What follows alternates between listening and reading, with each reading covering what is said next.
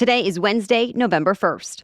What to know about the airstrikes that hit Gaza's largest refugee camp, why Israel says it targeted the area, the significant damage left behind, and a little new hope for some of those injured. And why the FBI director says the U.S. is facing a new level of threats. Also, a jury found the National Association of Realtors liable, and it could bring big changes to the real estate market. Plus, an innovative medical treatment gets a first-of-its-kind green light toward approval. Which country is the likely host of the World Cup for 2034? And what's your favorite Halloween candy? We'll tell you which two rose to the top again. Those stories and more news to know coming up. Welcome to The Newsworthy. All the day's news in around 10 minutes. Fast, fair, fun, and on the go. I'm Erica Mandy. Thanks so much for being here. You ready? Let's do this. A barrage of Israeli airstrikes hit a densely populated refugee camp in the Gaza Strip. The Israeli military says the strikes were aimed at Hamas militants who had set up in civilian houses and an underground tunnel network. Israel says the airstrikes and its ground troops killed dozens of militants, including a key Hamas commander who reportedly helped plan the massacres in Israel on October 7th, and that this attack destroyed what it called underground terror infrastructure, though Israel says it did lose 11 of its soldiers. And also, the airstrikes caused widespread damage, leveling apartment buildings and leaving craters and piles of rubble where buildings once stood in the Jabalia refugee camp in northern Gaza. The Gaza Health Ministry, which is controlled by Hamas, said the airstrikes killed and wounded hundreds of people, including children. A doctor at a nearby hospital reported dozens dead and hundreds hurt. At this point, there's no exact or verified figures available. Humanitarian officials have warned that Palestinian civilians face a growing catastrophe, where even water is hard to come by. And more than half of the territory's 2.3 million Palestinians have fled their homes. So far, no one has been able to leave Gaza. But that could change as soon as today. Egypt reportedly told the Gazan authorities that it would take about 80 seriously wounded people from Gaza today and treat them in Egyptian hospitals. Secretary of State Antony Blinken and Defense Secretary Lloyd Austin appeared on Capitol Hill yesterday for the first time since the start of the war in Gaza. They testified in front of a Senate committee about an aid package that would send billions of dollars to both Israel and Ukraine, saying what happens in those countries matters to America's national security too. But that testimony was interrupted more than once by protesters. Some called for a ceasefire and to save the children in Gaza. Others' hands were painted red, arguing the administration has blood on its hands for its support and funding of Israel. Police escorted them out one by one, and about a dozen protesters were arrested. Blinken did say the U.S. is stressing to Israel the importance of trying to minimize civilian casualties, and Blinken is expected to go to Israel later this week. As for that aid package, it has bipartisan support in the Senate, but the Republican-controlled House wants a standalone vote on aid for Israel, leaving Ukraine aid for later. And House Speaker Mike Johnson's bill would also take away money earmarked for the IRS to essentially fund or at least make up for spending on aid for Israel. The White House says it would veto that bill, and this sets up a clash between the House and Senate about how to fund U.S. allies during these conflicts. Separately, the Senate confirmed Jack Lew as the U.S. ambassador to Israel, mostly along party lines. It fills a months-long vacancy at a critical moment as the U.S. prepares for the possibility of a wider regional conflict in the Middle East. Well, the FBI is warning the threat of a terror attack here in the U.S. has been raised to a, quote, whole other level because of the Middle East conflict. FBI Director Christopher Wray told the Senate Homeland Security Committee that Hamas's attack on Israel on October 7th has inspired the most significant terror threat to America since the rise of ISIS nearly a decade ago. He said several foreign terrorist organizations have called for attacks against Americans, which could inspire individuals within the U.S. But the worry is also about violent extremists targeting Jewish or Muslim communities here. Already, the U.S. government has seen a spike in threats and incidents against Jews, Muslims, and Arab Americans since the fighting broke out in Gaza. Officials on college campuses are now tightening security because of reports of anti-Jewish threats and incidents. For example, online messages were sent over the weekend that threatened to shoot Jewish students at Cornell University. Law enforcement now says a student has been arrested and charged. Second Gentleman Doug Emhoff and the Deputy Education Secretary met with several prominent Jewish organizations yesterday to discuss safety at schools. Today's the day the Federal Reserve is expected to make another decision about interest rates. This time, the Fed is largely expected to hold rates steady, but we'll see. Already, credit cards are charging the highest interest rates on record, and we're seeing the highest mortgage rates in 2 decades. Meanwhile, the Biden administration is hoping to help out people saving for retirement. The Labor Department is proposing rules that would cut so-called junk fees and essentially require financial advisors to act in the interest of account owners, not their own interest or that of their firms, whenever dealing with retirement savings. There have been previous attempts to create similar rules for financial advisors that did not hold up in court, so industry pushback is expected this time too. Also of note from the Biden administration, the Interior Department approved a plan to install up to 176 massive wind turbines off the coast of Virginia, clearing the way for what would be America's largest offshore wind farm. All right, we have more news for you still coming up, including a major decision affecting the real estate market. But first, thanks to our sponsor, Uncommon Goods. If you want to hear, where'd you get this holiday season? Uncommon Goods is your new go-to. You can get personal, unique, and high-quality gifts all in one place with Uncommon Goods. Because who has time to be running all over town to find the perfect gifts? Not me. And yet no one wants to just give everyone gift cards that will be forgotten about.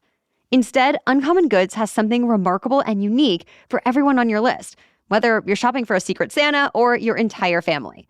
Even before they became one of our sponsors, I've gone to Uncommon Goods anytime I wanted a thoughtful gift for someone without needing to spend a lot of time. Just going to the website always makes me smile and gives me the best ideas. And get this, with every purchase you make at Uncommon Goods, they give back $1 to a nonprofit partner of your choice. They've donated more than $2.5 million to date. To get 15% off your next gift, go to uncommongoods.com/newsworthy. That's uncommongoods.com/newsworthy for 15% off. Don't miss out on this limited time offer. Uncommon Goods. We are all out of the ordinary. Okay, now back to the news. There's been a major shakeup to the real estate market that could lead to changing decades-old rules in the home buying process. A federal jury found the National Association of Realtors and some of the largest real estate brokers in the U.S. guilty of conspiring to keep the commissions paid to real estate agents artificially high.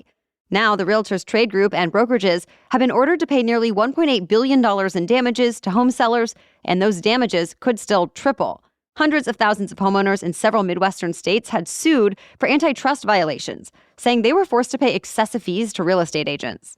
They argued the rule requiring home sellers to pay both their agent and the buyer's agent too overcharges sellers, restricts buyers from negotiating, gets agents to guide clients to properties where they get compensation, and ultimately drives up home prices artificially. So this verdict could mean that whole system changes.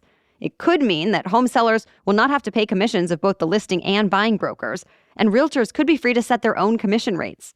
But the National Association of Realtors, which is the largest professional organization in the country, said this is far from final and plans to appeal the verdict. And Home Services of America said the decision would mean buyers face even more obstacles in an already challenging real estate market. If this case is upheld, though, it could lead to new legal action in other states, along with a change in the rules for paying realtors. It would be the first approved treatment in humans to use the innovative gene editing technique known as CRISPR. A panel of independent FDA advisors says a gene editing treatment for sickle cell disease is safe and effective enough for clinical use. And that's typically the last step before full FDA approval. Sickle cell is a blood disorder affecting millions of people worldwide, including about 100,000 Americans. And many involved in the trials testified about how the groundbreaking treatment relieved their suffering. Scientists are watching this closely because gene editing has generated a lot of excitement about treatments for many diseases. It essentially allows scientists to manipulate DNA more easily than ever before. It looks like Saudi Arabia is on track to be the host of the 2034 World Cup. That's because the only potential competitor to host was Australia, which just made a last-minute decision not to bid for the tournament. If Saudi Arabia gets it, it would be only the second Arab Gulf country to host the World Cup after Qatar did last year. Though some of it would be controversial. Like Qatar, it could face criticisms over documented human rights violations, or just frustrations that the World Cup might have to happen in the winter because of that region's extremely hot summers. But this could mark another milestone in the kingdom's bid to become a sporting powerhouse. In recent years, Saudi Arabia has made a series of high-profile sports acquisitions, including in boxing, golf, auto racing, and more. And the country is already investing trillions in new cities, tourism resorts, and electric vehicle manufacturing to diversify from oil. So it seems sports continues to be a big part of that. Stay tuned. Now that you might have bags full of candy from last night's trick-or-treating, you may notice more candy knockoffs and store-brand chocolate this year. And that's likely because of inflation. Axios cites research firm Datassembly saying candy and gum prices were up nearly 13% since last October. And Bloomberg reports a global shortfall of sugar and cocoa is contributing to the price hikes. Ultimately, Numerator found close to a third of Americans surveyed were opting for value or store brand candy for trick-or-treaters this year. By the way, what's your favorite type of Halloween candy? Instacart reported that Reese's Peanut Butter Cups and Peanut M&Ms remain the top choices in America. Classic M&Ms came in third, while candy corn took 8th place. That's it for the main news today, so now it's time for Work Wednesday, when we break down one interesting career or work-related news story every Wednesday. But first, support for today's episode comes from Lumi. We are all busy people, going from one thing to another. So when we're on the go, we need a deodorant that will keep us fresh without having to worry about it. That's why I'm loving Lumi. I use it as my new go-to favorite deodorant for my underarms. It's clinically proven to block odor all day and control odor for up to 72 hours. And if that wasn't good enough on its own, Lumi is a whole-body deodorant, the first of its kind. So it's seriously safe to use anywhere on your body, from your head down to your toes. And it does all of that while being aluminum-free, baking soda-free, and paraben-free. Lumi's starter pack is perfect for new customers, too. It comes with a solid stick deodorant, cream tube deodorant, 2 free products of your choice, like mini body wash and deodorant wipes, and free shipping. And by the way, the deodorant wipes are so perfect for on the go. As a special offer for our listeners, new customers are getting $5 off a Lumi starter pack with code NEWSWORTHY at LumiDeodorant.com. That's LUME deodorant.com. And that equates to over 40% off your starter pack when you visit LumiDeodorant.com and use that code NEWSWORTHY. Okay, now back to Work Wednesday. In a new first-of-its-kind federal campaign, the CDC is hoping to help cut down on healthcare worker burnout. Especially since, just days earlier, the CDC found rising rates of burnout in the profession, with many saying they're thinking of switching careers. As you might expect, this record burnout and increased harassment came during and after the pandemic. But this government campaign is not about urging individual employees to take care of themselves more. Instead, it's looking to industry leaders and employers to take action. For example, the CDC and the organizations it's working with say hospitals can help their workers by taking off any questions about mental health on job applications. It's a pretty common question when applying for high-stress professions, but some experts say many doctors and clinicians avoid getting help with their mental health because they worry it could derail their careers, and that there are other ways to assess potential problems that could impact their ability to do the job. The American Medical Association and others have also called for similar changes. Other suggestions from the CDC include tools that can help managers easily see how much time healthcare employees are working outside their scheduled shifts, offering online workshops on topics like work-life balance or sleep, and more. Well, thank you so much for listening today. If you feel the Newsworthy helps to keep you informed without too much anxiety or too many opinions, please be sure to tell someone else today to give the show a try. Thank you so much in advance. All right, we'll be back with another news roundup for you tomorrow.